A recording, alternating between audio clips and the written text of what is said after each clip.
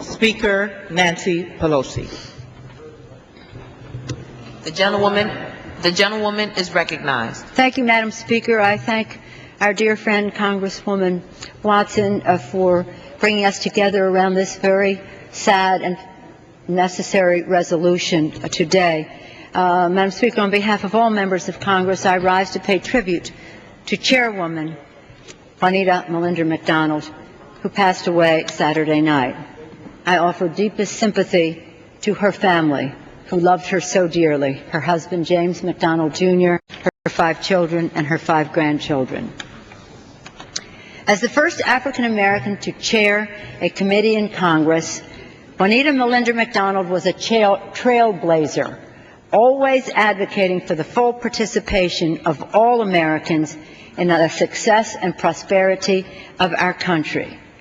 She was a strong defender of the right of every eligible voter to have full access to the polls and a tireless proponent of fair elections that ensured that every vote would be counted. As chair of the House Administration Committee, Congresswoman Chairwoman Millender-McDonald's deep commitment to diversity was manifested in her actions on hiring and contracting within the House of Representatives.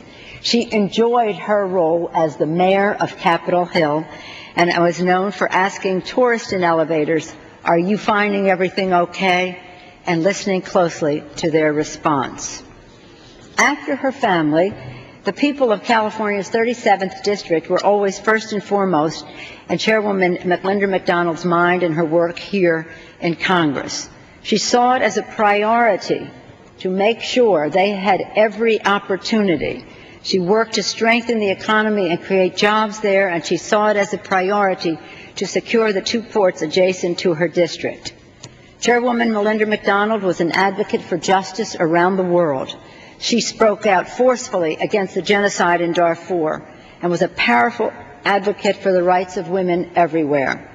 As a former co-chairwoman of the Congressional Caucus for Women's Issues, she worked for gender equity here at home and throughout the world.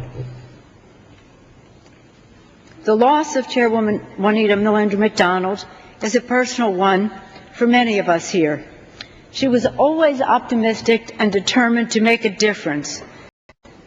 The dignity with which she faced her illness was an indication of the determination with which she always served the people of our country. We have all lost an effective leader and spokesperson, and many of us have lost a dear friend.